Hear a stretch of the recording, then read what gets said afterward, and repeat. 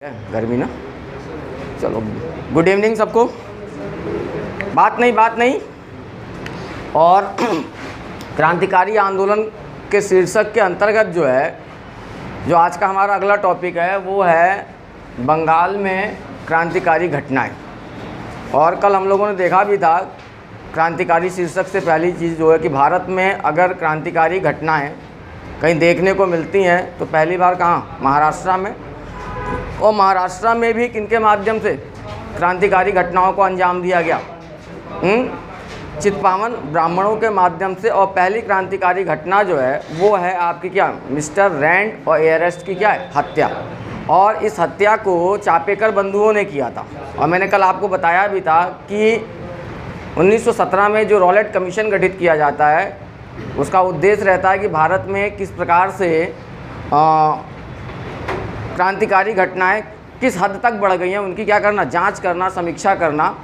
और जब उन्होंने रॉलेट कमीशन ने अपनी रिपोर्ट दी तो उसमें उन्होंने कहा कि मिस्टर रैंड और एयरस्ट की जो हत्या की गई चापेकर बंधुओं द्वारा वो भारत में यूरोपियों की पहली क्या है, राजनीतिक हत्या है। और यहीं से भारत में आतंकवाद का क्या माना जाता है, विस्फोट। क्रांतिकारी घटनाओं का क्या माना जाता है, विस्फोट। फिर महाराष्ट्र के बाद जो है भारत में दूसरा जो केंद्र बिंदु है क्रांतिकारी आंदोलन का, क्रांतिकारी घटनाओं का, वो है कहाँ, बंगाल। कहाँ पर है, बंगाल। और बंगाल में भी ये क्रांतिकारी घटनाओं के लिए अगर हम कारणों की बात करें तो बेसिकली वही कारण है, अंग्रेज़ों की क्या है, दमनात्मक नीतियाँ।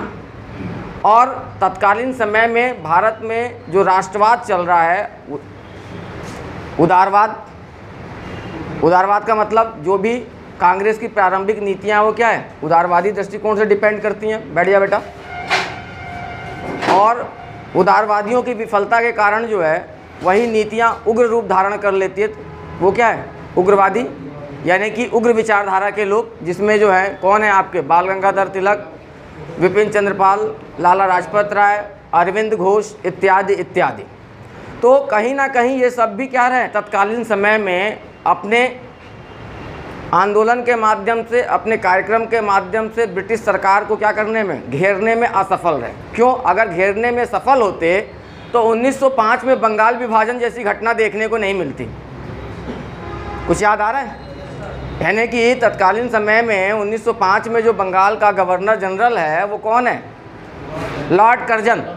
और मैंने पढ़ाया था गवर्नर जनरल के शीर्षक से, वायसराय के शीर्षक से, तो वहाँ आप लोग को बताया था कि लॉर्ड कर्जन को जो है क्या कहा जाता है, भारत का सबसे अलोकप्रिय गवर्नर जनरल। और इसके साथ एक चीज़ और बताया था, लॉर्ड रिपन को जो है क्या कहा जाता है, भारत का सबसे लोकप्रिय गवर्नर जनरल कहा जाता है ना। तो लॉर्ड कर्जन ने क्या किया था तत्कालीन समय में 1905 में, क्यों, क्योंकि भारत में अगर कहीं सबसे पहले राष्ट्रीयता की भावना पनपना प्रारंभ की तो कहाँ पे, बंगाल में। कहाँ पर, बंगाल में। और बंगाल में ही जो है सरकार के प्रति जो है सबसे ज़्यादा क्या देखने को मिला प्रारंभ में, विरोधा, सरकार के विरुद्ध क्या देखने को मिल रहा है, विरोध देखने को मिल रहा है। तो तत्कालीन समय में, और ये विरोध किसके माध्यम से देखने का मिल रहा है, कांग्रेस के जो उग्र प्रवृत्ति के जो कौन है, राजनेता हैं, उनके माध्यम से, है ना। और तत्कालीन समय में लॉर्ड कर्जन ने क्या कहा कि बंगाल का प्रांत इतना बड़ा है कि शासन जो है उसका सुचारू रूप से नहीं चलाया जा, उसने ये कहा। लेकिन वास्तविक उद्देश्य क्या था कि बंगाल में जो राष्ट्रीयता की भावना बढ़ रही है उस भावना को क्या करना, दबाना। और उसके लिए दबाने के लिए उसने क्या किया कि बंगाल का जो पूर्वी हिस्सा है वो मुस्लिम बाहुल्य क्षेत्र है और बंगाल का जो पश्चिमी हिस्सा है वो क्या, हिंदू बंगालियों का क्षेत्र है। तो उसने क्या किया, सांप्रदायिकता की नीति को अपनाते हुए 1905 में बंगाल विभाजन की क्या कर दी, घोषणा कर दी। और बंगाल विभाजन की जब घोषणा हुई तो उसके विरोध में सुरेंद्रनाथ बनर्जी और भी उनके जो साथ के नेता हैं तत्कालीन समय में, उन्होंने क्या चलाया, स्वदेशी आंदोलन। तो क्या स्वदेशी आंदोलन के कारण बंगाल विभाजन रद्द हो गया क्या, नहीं। यानी कहीं ना कहीं चाहे उदारवादी विचारधारा के लोग हों, चाहे उग्र विचारधारा के लोग हों, अंग्रेज़ों को घेरने में क्या रहे, असफल रहे।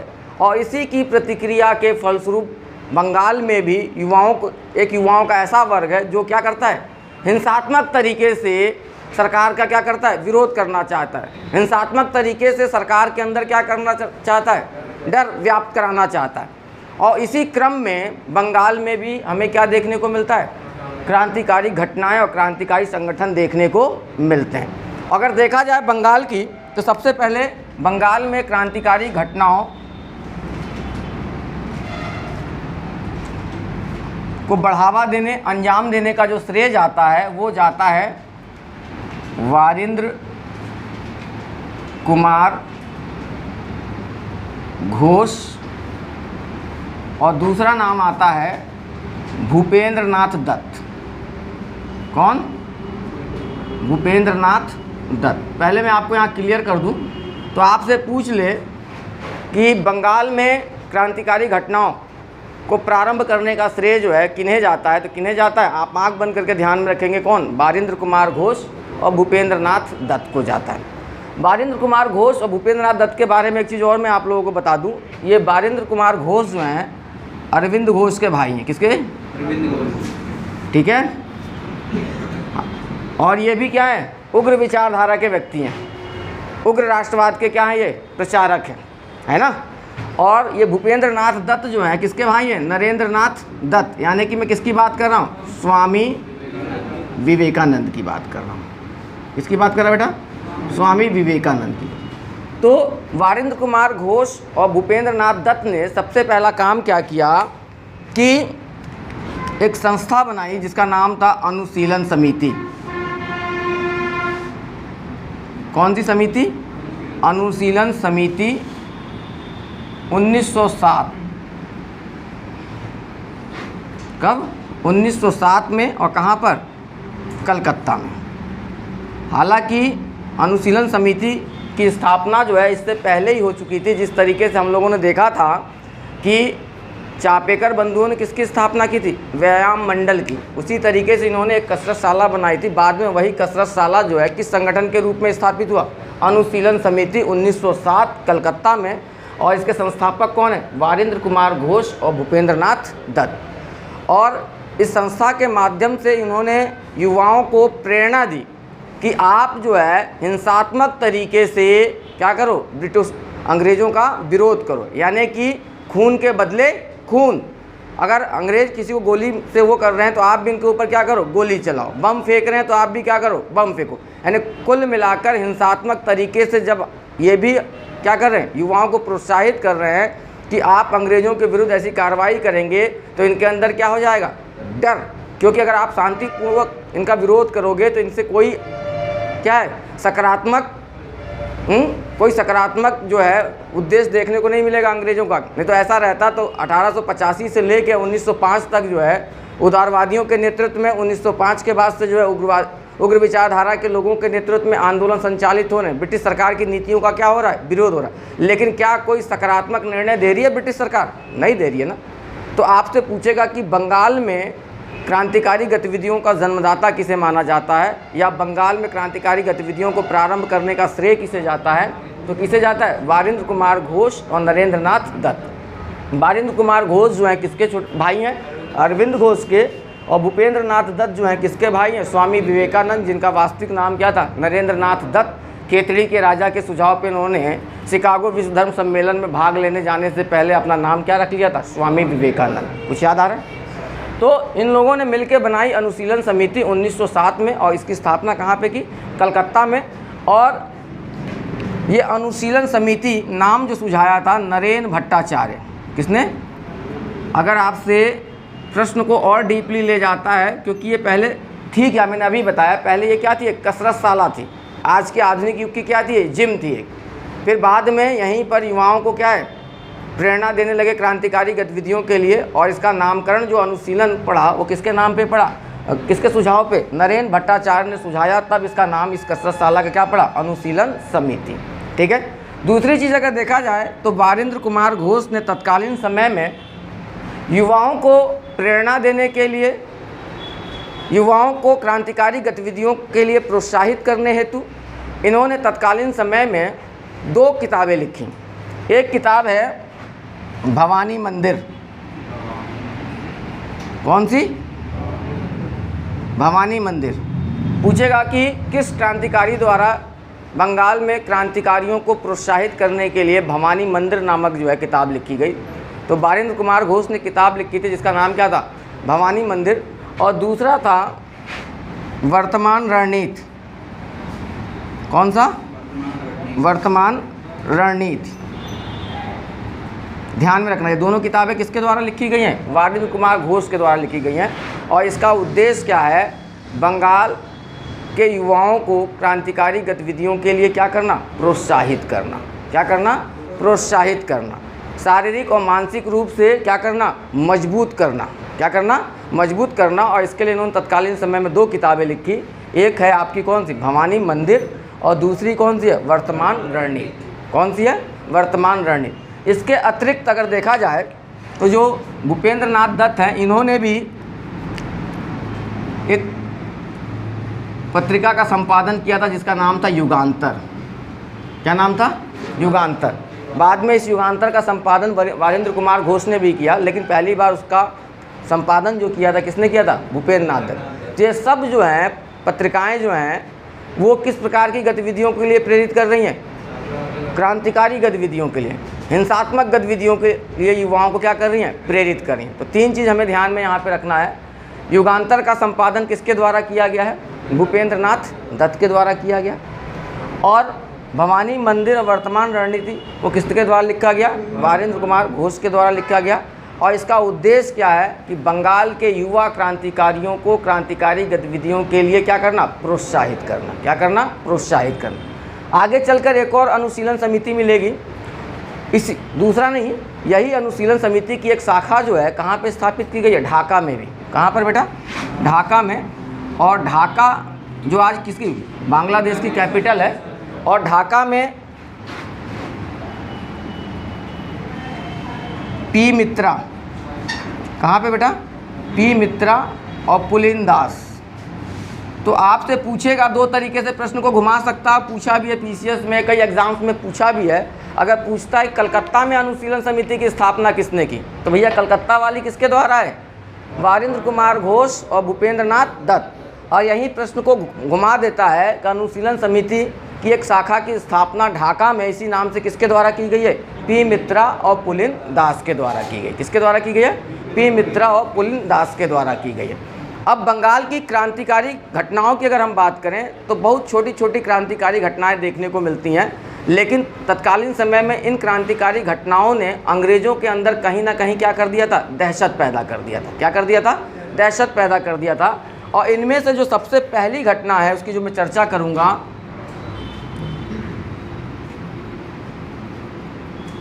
किंग्सफोर्ड की हत्या का प्रयास। किसका? किंग्सफोर्ड की हत्या का प्रयास। ठीक है। और मैं आपको बता दूं, ये किंग्सफोर्ड जो है मुजफ्फरपुर बिहार का जिला है। लीची अनुसंधान केंद्र है यहाँ पर। कहीं आपसे पूछ ले कि लीची अनुसंधान केंद्र कहाँ है, लीची रिसर्च सेंटर, लीची को अंग्रेजी में क्या कहते हैं? स्ट्रॉबेरी कहते हैं क्या? लीची ही कहते हैं, मुझे अंग्रेजी नहीं आती है। तो आप ये भी ध्यान में रखना कि इस मुजफ्फरपुर में आज जो है लीची अनुसंधान केंद्र है। तो तत्कालीन समय में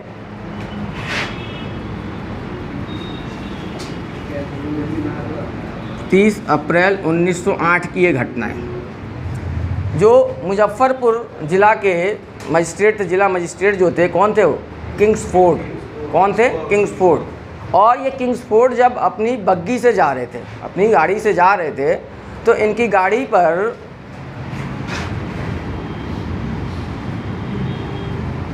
प्रफुल्ल चाकी और खुदीराम बोस।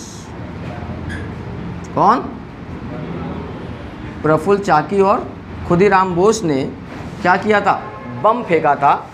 और संजोग से उस गाड़ी में किंग्सफोर्ड नहीं बैठा हुआ था, बल्कि तत्कालीन समय में राष्ट्रवादी आंदोलन से हमदर्दी रखने वाले मिस्टर कैनेडी की पत्नी व पुत्री उस गाड़ी में बैठी हुई थी। और उसके कारण वो दोनों की क्या हो गई? डेथ। यानी कुल मिला के कहने का मतलब ये है कि किंग्सफोर्ड जो है क्या हो गया? बच गया। इस घटना के बाद से जो है प्रफुल्ल चाकी जो है पकड़े जाने के डर से क्या कर ली? आत्महत्या कर ली। क्या कर ली? आत्महत्या कर ली। और खुदीराम बोस को पकड़ा गया और इन्हें क्या कर दी गई? फांसी की सज़ा दे दी गई। और भारत, आधुनिक भारत के इतिहास में रोंगटे खड़े हो जाएंगे। 15 वर्ष की आयु में, सबसे कम उम्र की आयु में ये फांसी की सज़ा पाने वाले पहले क्रांतिकारी थे। तो आपसे कहीं प्रश्न पूछ ले जाए कि सबसे कम आयु में फांसी की सज़ा पाने वाला क्रांतिकारी, नमन है इस व्यक्ति को। ऐसे ऐसे लोगों ने, भले ही चाहे कोई हिंसात्मक, क्योंकि होता क्या है कि जब हम पढ़ते हैं अपनी किताबों को तो हमारी किताबों में बहुत से ऐसे अनछुए पहलू हैं जिनको हमारे क्या कहना चाहिए, किताबों में पूरी किताबों में व्यापक रूप से जो है व्याख्या उसकी नहीं की गई, उसे समाहित नहीं किया गया है। और अब नई नई रिसर्च आ रहे हैं तो नई नई चीज़ें देखने को मिल भी रही है। तो खुदीराम बोस के बारे में उतनी ज़्यादा जानकारी नहीं मिलती है, बस इतना ही लोगों को मिलता है कि किंग्सफोर्ड के ऊपर इसने क्या किया था, बम फेंका था, लेकिन उसमें किंग्सफोर्ड क्या हो गया? बच निकला, जिसके कारण जो है 15 वर्ष की आयु में खुदीराम बोस को क्या कर दिया गया? फांसी की सज़ा दे दी गई। तो आप इस चीज़ को बिल्कुल फैक्ट को ध्यान में रखेंगे। किंग्सफोर्ड की हत्या का प्रयास जो है वो क्या, कब है? मैंने प्रयास गलत लिख दिया। हत्या का प्रयास जो है 30 अप्रैल 1908 को, और ये कहाँ से हैं? मुजफ्फरपुर के न्यायाधीश हैं। और मुजफ्फरपुर कहाँ? बिहार। और इनके ऊपर जो है प्रफुल्ल चाकी और खुदीराम बोस ने क्या फेंका? बम फेंका, लेकिन किंग्सफोर्ड बच निकला। उसमें मारा क्या है? कोई और गया। कोई और का मतलब है कि उसमें कोई और महिला बैठी थी, सूचना गलत दी गई थी, मुखबरी जो की गई थी गलत की गई थी। और आखिरकार प्रफुल्ल चाकी जो है तत्कालीन समय में फांसी की सज़ा से बचने के लिए क्या कर लिया? इन्होंने आत्महत्या कर ली। और खुदीराम बोस को 15 वर्ष की आयु में पकड़कर क्या कर दिया गया? फांसी की सज़ा दे दी गई। और क्रांतिकारियों में सबसे कम उम्र में फांसी की सज़ा पाने वाला ये भारत का क्या है? पहला क्रांतिकारी। इस चीज़ को आप ध्यान में रखें। अब ये बम आ गया तो इसको थोड़ा सा और को रिलेट करता हूँ। तो जब किंग्सफोर्ड की हत्या का प्रयास किया गया तो होता क्या है कि ये बम आया कहाँ से? ये बम आया कहाँ से? इसके लिए जो है छापेमारी की गई। और छापेमारी की गई मणिकतुल्ला। कहाँ पर? मणिकतुल्ला जो है ये कलकत्ता के पास ही एक जगह है। और यहाँ पर हेमचंद्र कानूनगो, इन्होंने बम बनाने की एक फैक्ट्री स्थापित की थी मणिकतुल्ला में। कहाँ पर? मणिकतुल्ला कलकत्ता में ही एक जगह है। और जब छापेमारी की गई मणिकतुल्ला में तो वहाँ पे क्या मिला? एक बम बनाने का कारखाना मिला। और वो कारखाना किसके द्वारा स्थापित किया गया था? हेमचंद कानूनगो के द्वारा। किसके द्वारा? हेमचंद कानून। तो आपसे पूछ लेगा कि मणिकतुल्ला में बम बनाने का कारखाना जो है किसके द्वारा स्थापित किया गया था? किसके द्वारा? हेमचंद कानूनगो। तो होता क्या है कि इसके बाद अप्रैल में इन्होंने क्या किया? प्रयास किया है। और मई में छापामारी हुई। और छापेमारी में जो सबूत मिले तो उसके आधार पर एक मुकदमा चलाया गया मई 1908 में। अलीपुर षड्यंत्र केस, अलीपुर षड्यंत्र केस। आप कहोगे सर ये क्या है? किंग्सफोर्ड की हत्या के प्रयास के बाद मणिपुर में, किंग्सफोर्ड की हत्या का जो असफल प्रयास किया गया तो इस बम कांड की जांच के लिए जब मणिकतुल्ला में अंग्रेज़ों ने छापेमारी की तो वहाँ पर एक बम बनाने का कारखाना मिला। और पता चला ये कारखाना जो है किसके द्वारा स्थापित किया गया था? हेमचंद कानूनगो के द्वारा। और यहाँ पे जो बम बनते थे वो बम किनको दिया जाता था? युवा क्रांतिकारियों तक पहुँचाया जाता था, ताकि वो क्या करें? हिंसात्मक घटनाओं को अंजाम दें और ब्रिटिश सरकार के अंदर क्या पैदा हो? डर पैदा हो। क्या हो? डर पैदा। और इसी क्रम में 34 लोगों को गिरफ्तार किया जाता है। कितने लोगों को? 34 लोगों को गिरफ्तार किया जाता है, जिसमें अरविंद घोष भी शामिल हैं। और कौन?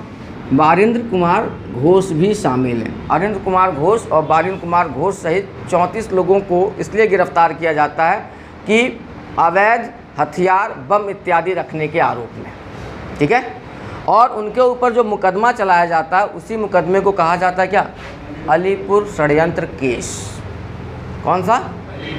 तो पूछेगा कि अलीपुर षड्यंत्र केस का संबंध किससे है, तो इसमें अवैध हथियार रखने के आरोप में अरविंद कुमार घोष, वारिंद कुमार घोष सहित 14 क्रांतिकारियों के ऊपर जो मुकदमा चलाया गया उसी मुकदमे को क्या कहा जाता है? अलीपुर षड्यंत्र केस। और यहाँ पे मैं अलीपुर के बारे में आपको बता दूँ, ये अलीपुर कुछ और नहीं है बल्कि कलकत्ता का ही नाम है। और शायद आप लोग को याद आ रहा होगा सिराजुद्दौला ने इसे नाम दिया था क्या? अलीपुर। अलीपुर की संधि कुछ याद आ रही पढ़ाया था, ठीक है। तो आपसे पूछेगा कि अलीपुर षड्यंत्र केस कब है, तो मई घटना अगर जमाने के लिए आ जाए तो पहले आपको ध्यान, किंग्सफोर्ड के ऊपर कब हत्या करने का प्रयास किया गया? किंग्सफोर्ड की हत्या का अप्रैल 1908। और उसके एक महीने बाद जो है क्या 34 क्रांतिकारियों को अवैध हथियार, बम इत्यादि रखने के आरोप में गिरफ्तार करके जो उनके ऊपर मुकदमा चलाया गया उसी मुकदमे को क्या कहते हैं? अलीपुर षड्यंत्र केस। और इसमें जो 2 बड़े नाम हैं क्रांतिकारियों में, एक बड़ा नाम है आपका कौन? वारिंद्र कुमार घोष, और दूसरा नाम जो है उनके भाई, हालांकि अरविंद घोष जो है ये हिंसात्मक घटना में शामिल नहीं है, लेकिन ये क्या है? उग्र विचारधारा के व्यक्ति हैं। और इन्होंने तत्कालीन समय में इन्होंने भी जो है एक पत्र का संपादन किया था जिसका नाम था वंदे मातरम। क्या नाम था? वंदे मातरम। और आपसे पूछ ले कि वंदे मातरम का संपादन किसके द्वारा किया गया है, तो किसके द्वारा किया गया? अरविंद घोष के द्वारा। तो कहीं ना कहीं अंग्रेज़ों को लगा कि अप्रत्यक्ष रूप से क्रांतिकारी गतिविधियों को ये भी क्या कर रहे हैं? प्रोत्साहन दे रहे हैं, इसलिए इनको भी शक के आधार पे क्या कर लिया गया था? गिरफ्तार कर लिया गया था। बाद में अरविंद कुमार घोष, इस मुकदमे में स्पेशली अरविंद कुमार घोष के संबंध में कोई प्रत्यक्ष सबूत ना मिलने के कारण इन्हें क्या कर दिया गया? रिहा कर दिया। हालांकि वारिंद्र कुमार घोष और अन्य जो साथ में लोग गिरफ्तार हैं, इनको गिरफ्तार करके क्या किया गया?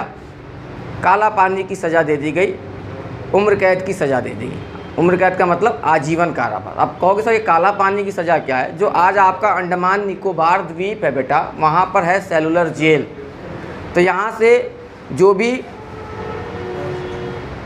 व्यक्ति को क्या बोलते हैं, आंदोलनकारियों को अंग्रेज़ गिरफ्तार करते थे और लगता था कि इससे ज़्यादा खतरा हो सकता है, तो उसको आजीवन कारावास की सज़ा देकर या काला पानी की सज़ा देकर कहाँ भेज देते थे? अंडमान निकोबार सेलुलर जेल में बंद। और अंडमान निकोबार पहुंच गया, सेलुलर जेल में बंद हो गया, तो चारों तरफ क्या है? पानी ही पानी, वहाँ से भारत आने का कोई माध्यम नहीं है। तो उसी सज़ा को क्या कहा गया?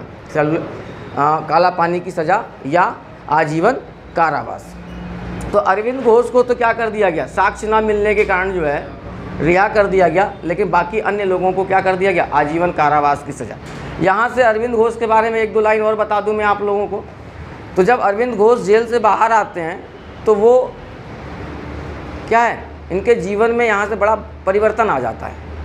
परिवर्तन आ जाता है तो अध्यात्म की ओर बढ़ जाते हो आगे। किसकी ओर? अध्यात्म की ओर। और ये सब राष्ट्रवादी आंदोलन वगैरह से थोड़ी सी अपने आप को क्या करते हैं? दूरी बना लेते हैं और ये कहते हैं कि मैं ब्रिटिश प्रांत में, ब्रिटिश शासित भारत में नहीं रहूँगा। तो कहोगे भैया ये चले कहाँ गए? तत्कालीन समय में आज जो हमारा एक केंद्र शासित प्रदेश है वो है पौंडीचेरी, जिसको आज हम पुडुचेरी के नाम से जानते हैं। और उस समय पुडुचेरी जो है किसके अंतर्गत था? फ्रांस के उपनिवेश के रूप में था। और ये कहाँ चले गए? पुडुचेरी चले गए। और वहीं पुडुचेरी में ही इन्होंने एक आश्रम स्थापित किया, ओरविले आश्रम, जिसे अरविंदो आश्रम के नाम से भी जाना जाता है। आज बहुत बड़ा जो है स्टडी सेंटर भी है अरविंदो आश्रम इंडिया का। आप सर्च करोगे गूगल पे तो कभी देखना सर्च करके, बहुत बड़ा स्टडी सेंटर है इंडिया का। तो ये चले गए कहाँ? पुडुचेरी। और वहीं पर इन्होंने क्या स्थापित किया? ओरविले आश्रम की स्थापना की। और वहीं पर अंग्रेजी में एक पत्रिका का संपादन किया जिसका नाम है कर्मयोगिनी। किसका नाम है? कर्मयोगिनी। तो कर्मयोगिनी कहाँ पे ये संपादित कर रहे पहुँच गए? जब इन्होंने राष्ट्रवादी आंदोलन से दूरी बना ली और कहाँ चले गए? अध्यात्म की ओर। और कहाँ चले गए? पुडुचेरी में। तो वहाँ पे उन्होंने अंग्रेजी में लिखा कर्मयोगिनी। लेकिन इससे पहले जो इन्होंने लिखा है कौन? वंदे मातरम। इसका उद्देश्य क्या है? कहीं ना कहीं अपने उग्र विचार के माध्यम से युवाओं को अंग्रेज़ों के विरुद्ध जो है क्या है, आंदोलन के लिए तैयार करना। क्लियर हो गई। अभी यहीं पर ये घटना नहीं रुक जाएगी, इसके बाद से जो है दूसरी जो घटना हमको देखने को मिलेगी वो मिलेगी हावड़ा षड्यंत्र केस। हावड़ा षड्यंत्र केस जो है बेटा वो है 1910। हावड़ा भी कहाँ पर है, बंगाल में। हावड़ा ब्रिज है, कलकत्ता के पास है। कोई दिक्कत है नहीं। तो यहाँ पे हमारा पहले क्लियर होना चाहिए, किंग्सफोर्ड की हत्या का प्रयास किसने किया है, प्रफुल्ल चाकी और खुदीराम बोस।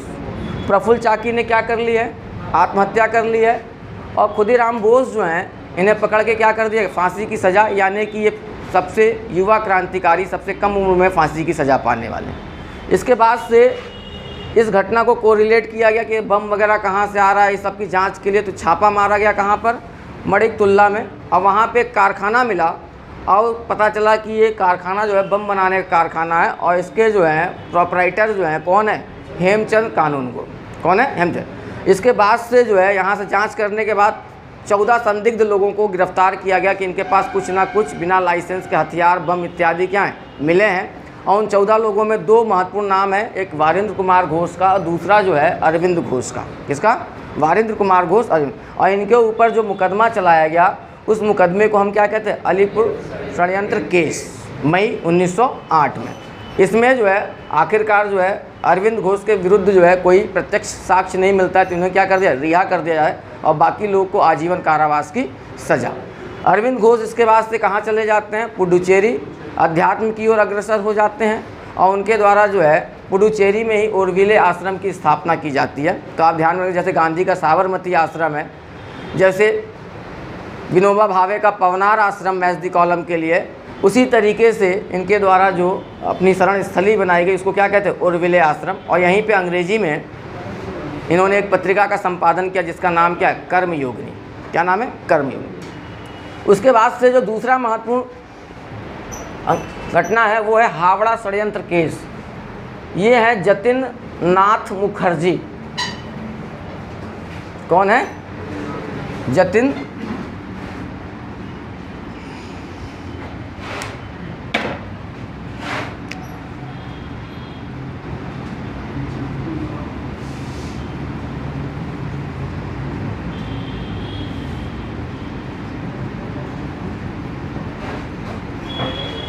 ठीक है। जतिन नाथ मुखर्जी को जतिन बाघा के नाम से भी जाना जाता है। किस नाम से, जतिन बाघा। आपसे पूछ ले कि जतिन बाघा के नाम से किसे जाना जाता है, जतिंद्र नाथ मुखर्जी को जाना जाता है। और इनके ऊपर जो है वहाँ के डिप्टी सुपरिटेंडेंट पुलिस शमसुल हक का हत्या का आरोप लगाकर जो मुकदमा चलाया गया उसे क्या कहा जाता है, हावड़ा षड्यंत्र केस 1910 में। ठीक है। तो आपसे पूछे कि हावड़ा षड्यंत्र केस जो है किसके ऊपर चलाया गया था, तो जतिन नाथ मुखर्जी के ऊपर, और किस आरोप में चलाया गया था। तत्कालीन समय में वहाँ के डिप्टी सुपरिटेंडेंट, डिप्टी डीएसपी स्तर का जो पुलिस अधिकारी है शमसुल हक, उनकी हत्या का आरोप लगाकर इनके ऊपर चलाया गया था। बाद में ये जतिन नाथ मुखर्जी जो है उड़ीसा के बालासोर में, कहाँ पे, बालासोर में अंग्रेज़ों के साथ क्या होता है, मुठभेड़ में क्या हुए, मारे गए। तो थोड़ा सा इनका नाम भी चर्चा कर लेना बहुत ज़रूरी था, क्योंकि कई बच्चे कभी सुन नहीं पाते हैं। इसके बाद से आगे अगर हम बढ़ते हैं तो सबसे महत्वपूर्ण घटना हमको देखने को मिलेगी वो है, मिटा दे इसको, स्क्रीनशॉट तो नहीं लेना किसी को। सबसे महत्वपूर्ण घटना जो है, बात नहीं बेटा, बात नहीं,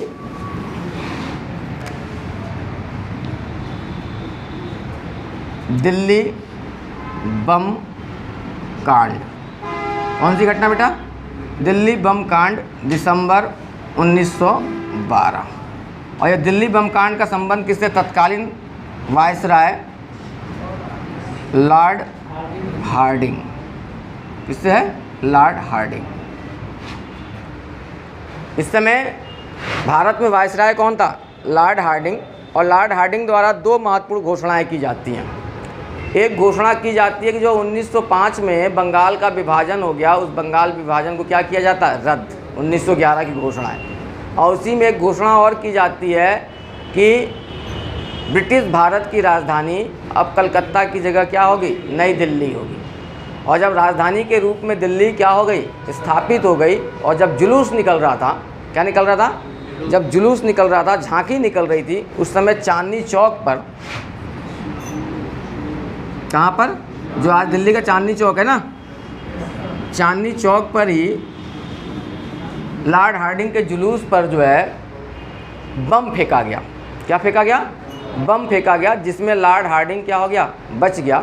इसी घटना को हम क्या कहते हैं, दिल्ली बम कांड। भाई वायसराय के ऊपर बम फेंकना मामूली बात है क्या, मामूली बात है, कितनी बड़ी घटना होगी, है कि नहीं।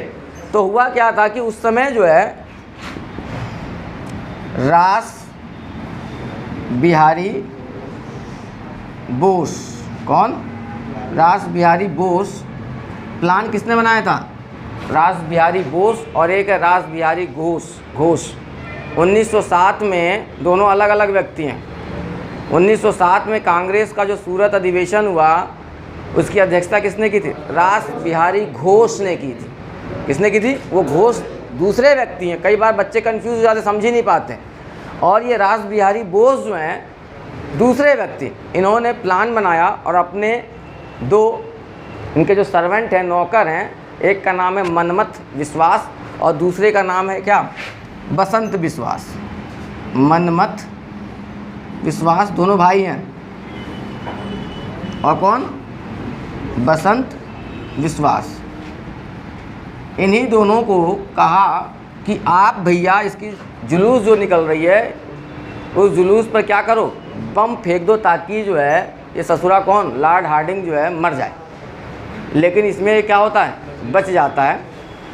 और मनमथ विश्वास, बसंत विश्वास, अन्य कुछ युवा क्रांतिकारियों को पकड़कर क्या कर दी जाती है, फांसी की सज़ा दे दी जाती है। तो आपसे पूछ ले, विश्वास बंधु के नाम से कौन जाना जाता है, तो इन दोनों भाइयों को आधुनिक भारत के इतिहास में, क्रांतिकारी इतिहास में विश्वास बंधुओं के नाम से जाना जाता है। कौन कौन, मनमथ विश्वास और बसंत विश्वास। ये बेचारे पकड़े गए, इन दोनों को पकड़कर क्या कर दी गई, फांसी की सज़ा दे दी गई।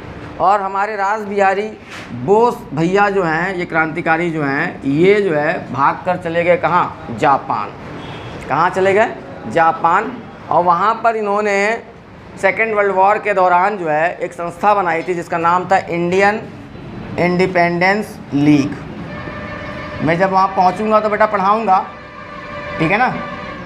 इन्होंने वहाँ पे एक संस्था बनाई, इंडियन इंडिपेंडेंस लीग, और साथ ही साथ आज़ाद हिंद फौज की स्थापना में भी इन्होंने क्या की, महत्वपूर्ण भूमिका निभाई। तो यही रास बिहारी बोस थे, इन्होंने ही प्लान क्रिएट किया था कि चांदनी चौक पे जो दिसंबर 1912 में दिल्ली के राजधानी बनने के उपलक्ष्य में जो जुलूस निकाला जा रहा है, और उस जुलूस में अगुवाई कौन कर रहा है, तत्कालीन वायसराय लॉर्ड हार्डिंग, उसके ऊपर बम फेंकना। और बम फेंकने की जिम्मेदारी किससे दी, विश्वास बंधुओं को, दोनों भाइयों को। और विश्वास बंधु कौन है, मनमथ विश्वास और बसंत विश्वास। बम तो इन लोगों ने फेंका, लेकिन भाग्य का बली था ये कौन, लॉर्ड हार्डिंग, की बच निकला। और बाद में विश्वास बंधुओं को पकड़कर क्या कर दी गई, फांसी की सज़ा दे दी गई। और रास बिहारी बोस जो है, मामला जैसे ही खुला तो धीरे से सरक लिए कहाँ, जापान। फिर बाद में इनको मौका मिला सेकेंड वर्ल्ड वॉर के दौरान, तो वहाँ पे उन्होंने क्या बनाई, इंडियन इंडिपेंडेंस लीग, और आज़ाद हिंद फौज की स्थापना में महत्वपूर्ण भूमिका निभाई। ठीक है, तो छोटी छोटी इन घटनाओं को ध्यान में हमको रखना है। पहले हमें ध्यान में रखना है कि बंगाल में क्रांतिकारी आंदोलन के प्रारंभकर्ता जो हैं वो कौन है, वारिंद्र कुमार घोष और भूपेंद्र नाथ दत्त। वारिंद्र कुमार घोष ने अपने लेखन के माध्यम से क्रांतिकारी युवाओं को क्या किया, प्रोत्साहित किया। और उन्होंने तत्कालीन समय में भवानी मंदिर और वर्तमान रणनीति जैसी जो है पुस्तकें लिखी। भूपेंद्र नाथ दत्त ने जो है युगांतर जैसी पत्रिकाओं का क्या किया, संपादन किया, और इसके माध्यम से युवाओं को क्या किया, प्रेरित किया। क्या किया, प्रेरित किया। इनके द्वारा जो संस्था बनाई गई 1907 में, उसका नाम क्या मिलता है, अनुशीलन समिति, जो प्रारंभ में क्या थी, एक कसरतशाला थी, व्यायामशाला थी। और इस कसरतशाला का नाम अनुशीलन समिति रखने का सुझाव किसके द्वारा दिया गया था, नरेन भट्टाचार्य के द्वारा दिया गया था। किसके द्वारा, नरेन भट्टाचार्य के। जो बंगाल की पहली महत्वपूर्ण क्रांतिकारी घटना है वो है किंग्सफोर्ड की हत्या का प्रयास, जो मुजफ्फरपुर का क्या है, जिला न्यायाधीश है। उसके ऊपर तत्कालीन समय में प्रफुल्ल चाकी और जो है खुदीराम बोस द्वारा बम से क्या किया जाता, हमला किया जाता, जिसमें किंग्सफोर्ड क्या होता है, बच जाता है। और प्रफुल्ल चाकी अंग्रेज़ों से बचने के लिए आत्महत्या, खुदीराम बोस को क्या कर दिया गया है, फांसी की सज़ा। सबसे कम उम्र का युवा क्रांतिकारी जिसे फांसी की सज़ा 15 वर्ष की अवस्था में दे दी। कई बार एग्ज़ाम में पूछता भी रहता है। इसके बाद से दूसरी महत्वपूर्ण घटना जो है देखने को मिलती है हम लोगों को, क्या, अलीपुर षड्यंत्र केस। कहीं ना कहीं इस बम की घटना को ही जोड़ा गया उसमें, और इसमें जो है 34 लोगों को, 34 क्रांतिकारियों के ऊपर ये आरोप लगाया गया कि इन्होंने बिना लाइसेंस के अवैध हथियार रखे हैं, जिसमें कौन शामिल है, अरविंद घोष भी शामिल है और वारेंद्र कुमार घोष, जिसमें बाद में अरविंद घोष को क्या कर दिया जाता, छोड़ दिया जाता साक्ष्य ना मिलने के कारण, और बाकियों को क्या कर दिया, आजीवन कारावास, जिसे क्या नाम दिया गया है, अलीपुर षड्यंत्र केस, मई 1908। इसके बाद की जो दूसरी महत्वपूर्ण घटना है वो हावड़ा षड्यंत्र केस है, और ये हावड़ा षड्यंत्र केस जो है किसके ऊपर चलाया गया है, जतेंद्र नाथ मुखर्जी के ऊपर चलाया गया 1910 में। और जतेंद्र नाथ मुखर्जी को जो है जतिन बाघा के नाम से भी जाना जाता है। बाद में 1915 में ये बालासोर में अंग्रेज़ों से क्या मुठभेड़ के दौरान क्या हो गए, मारे गए। उसके बाद से अगली बंगाल से जुड़ी महत्वपूर्ण घटना, क्योंकि एक घटना भले दिल्ली में हो रही है, लेकिन इन घटना को अंजाम देने वाले जो लोग हैं कौन है, कहीं ना कहीं बंगाल प्रांत से जुड़े हुए लोग हैं, ठीक है ना। तो अगली महत्वपूर्ण घटना जो है बंगाल के क्रांतिकारियों द्वारा जो है वो क्या है, दिल्ली बम कांड। और ये दिल्ली बम कांड क्या, तत्कालीन वायसराय लॉर्ड हार्डिंग पर दिसंबर 1912 में रास बिहारी बोस के नेतृत्व में मनमत बिस्वास और बसंत बिस्वास द्वारा क्या किया गया, बम फेंका गया, जिसे क्या कहा जाता है, दिल्ली बम कांड के नाम से जाना जाता है। तो ये सारी चीज़ें ध्यान रखना, इन छोटी छोटी घटनाओं से बहुत सारे प्रश्न आएंगे। इसके अतिरिक्त कुछ और बता दूं मैं, कुछ और बंगाल के जो बौद्धिक वर्ग के लोग हैं क्रांतिकारी, उन्होंने भी जो है कई किताबें लिखी, जिसके माध्यम से उन्होंने क्या किया, लोगों को प्रेरित करने का प्रयास किया, जिनमें से जो है ब्रह्म बंधु उपाध्याय, कौन, ब्रह्म बंधु उपाध्याय, ब्रह्म बंधु उपाध्याय ने तत्कालीन समय में एक पत्र का संपादन किया था जिसका नाम था संध्या। ये पत्रिका भी कहीं ना कहीं तत्कालीन समय में क्रांतिकारियों को क्या करती थी, प्रोत्साहित करती थी, प्रेरित करती थी। तो अगर आपसे पूछ ले एग्ज़ाम में कि निम्नलिखित में से कौन कौन सी पत्रिकाएं जो हैं क्रांतिकारी गतिविधियों को प्रेरित करने के लिए प्रकाशित होती थी, तो आपको ध्यान में रखना होगा युगांतर, कहीं ना कहीं प्रेरणा अरविंद घोष की पत्रिका वंदे मातरम से भी ले रहे हैं। यहाँ पे कौन है, संध्या, इसका संपादन किसने किया है, ब्रह्म बंधु उपाध्याय ने किया है।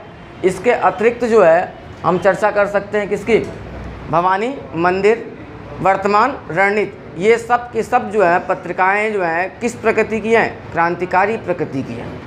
किस प्रकृति की है, क्रांतिकारी प्रकृति की है। तो इस तरीके से पूछा भी है कि निम्नलिखित में से किन कौन सी जो है पत्रिकाएं जो है क्रांतिकारी प्रकृति के, जिन्होंने कहीं ना कहीं हिंसात्मक गतिविधियों को क्या किया, प्रोत्साहित किया, क्रांतिकारियों को क्या किया, प्रोत्साहित किया। इस तरीके से पीसीएस में पूछा गया, लोअर में भी पूछा गया। इसलिए यहाँ पे मैं छोटी छोटी घटनाओं को क्या कर रहा हूँ, कोरिलेट कर रहा हूँ। तो मुझे लग रहा होगा कि बहुत फैक्चुअल टॉपिक था, लेकिन इन छोटे छोटे टॉपिक्स को आपको समझ में आ रहा होगा। इस समय हो भी क्या रहा है कि बहुत से, क्योंकि जिनका बहुत ज़्यादा चरित्र चित्रण किया गया है हमारे आधुनिक भारत के इतिहास में, वहाँ से तो प्रश्न बनते ही बनते हैं। लेकिन अब एग्ज़ाम में आप देख रहे हैं कुछ ऐसे अनछुए पहलू जहाँ से जो है प्रश्न ज़्यादा नहीं बनते थे, अब वहाँ से भी प्रश्न बनने लगे। तो इन छोटी छोटी गतिविधियों से, घटनाओं से बहुत से छोटे छोटे आपके वनडे एग्ज़ाम से लेकर सिविल सर्विसेज तक में प्रश्न पूछे जाएंगे। इसलिए इन पे आप अपनी नज़र बिल्कुल पैनी रखें, ठीक है। इसी के साथ जो है हम लोग मिलते हैं नेक्स्ट वीडियो में, और मेरे वीडियो को लाइक ज़रूर करिएगा, कमेंट भी किया करिए, शेयर किया करिए, और रिक्वेस्ट है कि अगर कोई कमी हो तो मुझे ये भी बताया करिए कि इसमें मैं क्या सुझाव कर सकता हूँ। फिर मिलते हैं नेक्स्ट वीडियो पे। सबको नमस्कार। लिख ले कल वाला, कितनी देर की है।